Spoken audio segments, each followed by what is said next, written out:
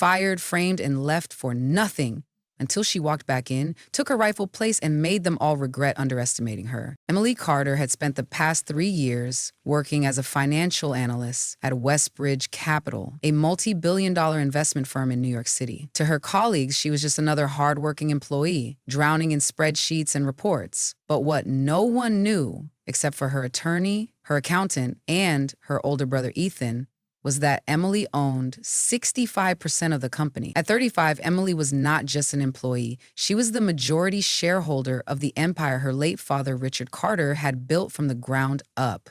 Instead of stepping into an executive role after his passing, she chose to start from the bottom.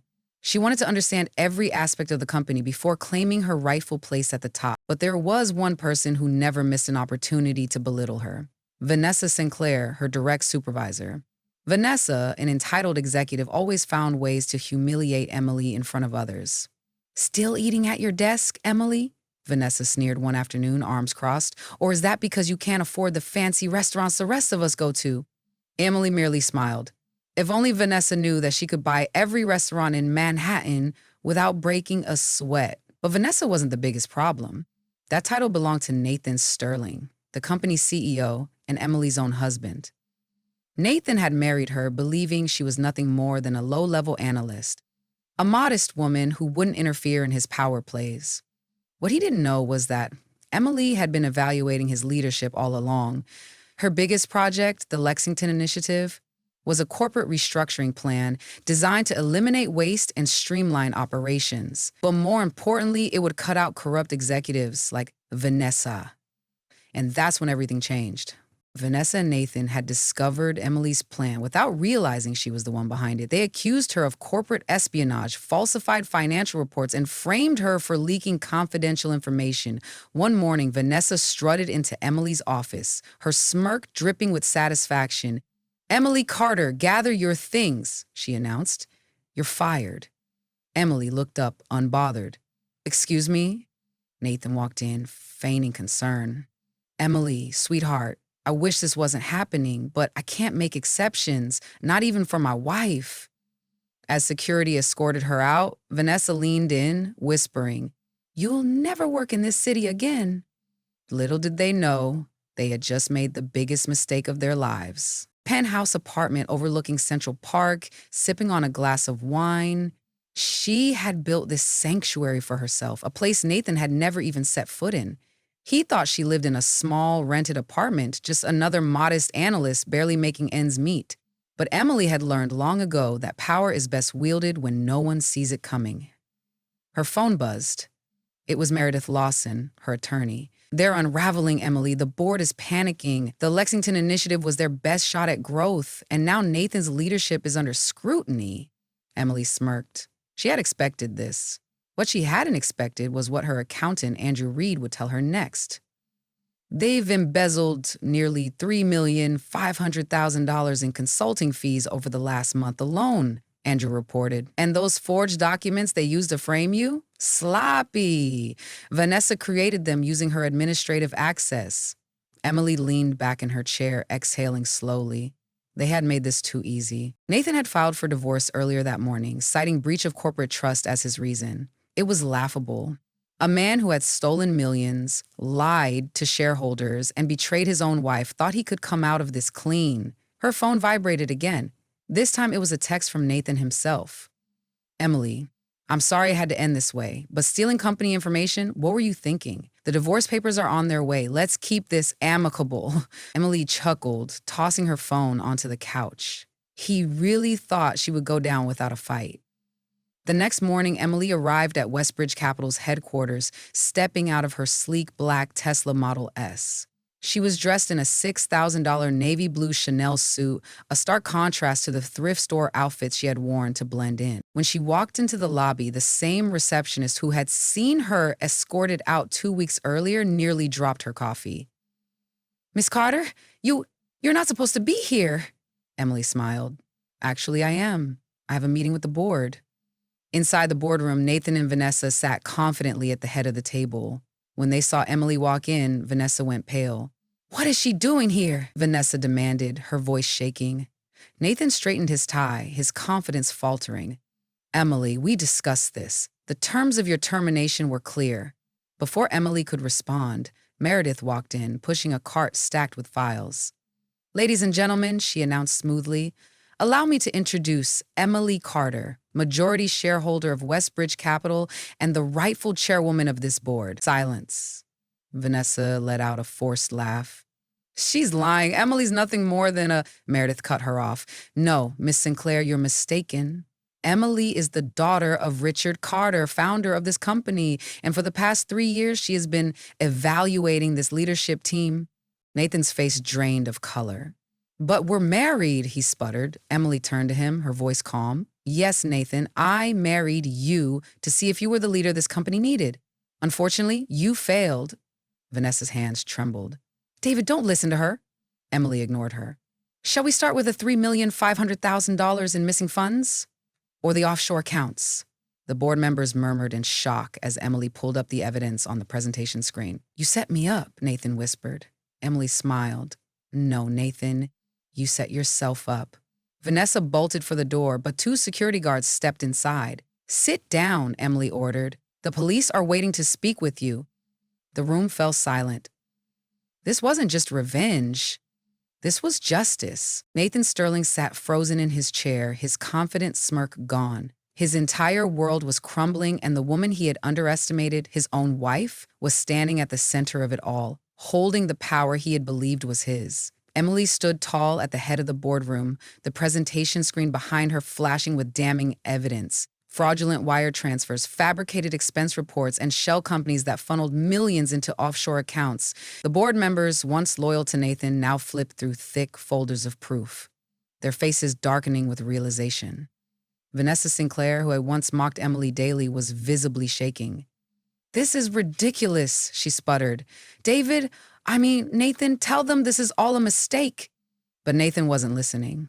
He was too busy scanning the room, searching for an escape, for a way to spin this disaster in his favor. You must see this for what it is. He finally spoke, his voice regaining some of its usual charm. Emily is trying to sabotage me, my own wife, out of spite. Emily raised a hand, cutting him off. Nathan, let's drop the act. You stole from Westbridge Capital, from its investors, and from the people who actually do the work in this company. You forged documents to frame me, and you thought I'd disappear quietly. She leaned forward, locking eyes with him. But what you forgot, dear husband, is that I own this company, and now you own nothing. A low murmur spread through the room as Meredith Lawson, Emily's attorney, stepped forward. Effective immediately, the board has voted to terminate Nathan Sterling as CEO for misconduct, fraud, and breach of fiduciary duty. Nathan's face turned ghostly pale. And you, Miss Sinclair, Meredith continued, turning to Vanessa, who had gone completely still, you've been removed from your position as well. Security will escort you both out of the building. No, Vanessa whispered, shaking her head in disbelief. This isn't happening. As security guards moved toward them, Vanessa lunged toward Emily, her perfectly manicured nails curled into claws. But before she could reach her, one of the guards firmly intercepted her, holding her back. You ruined my life, Vanessa screamed.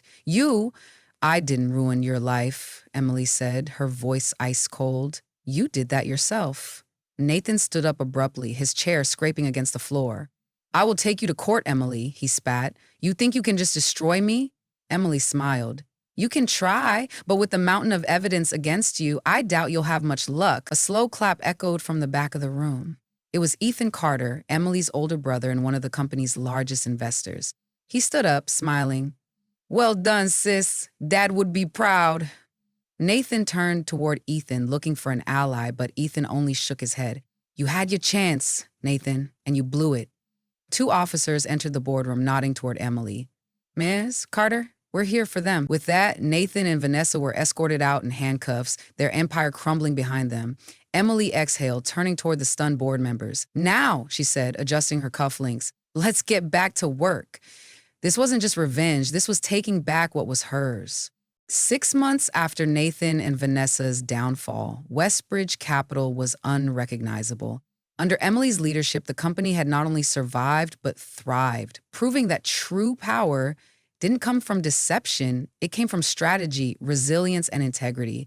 She wasted no time making changes. The fraudulent contracts were dissolved, the stolen money recovered, and a new leadership team was put in place. Morale in the office had skyrocketed, and for the first time in years, employees felt valued. Emily wasn't just sitting in a CEO's chair, she was leading from the front.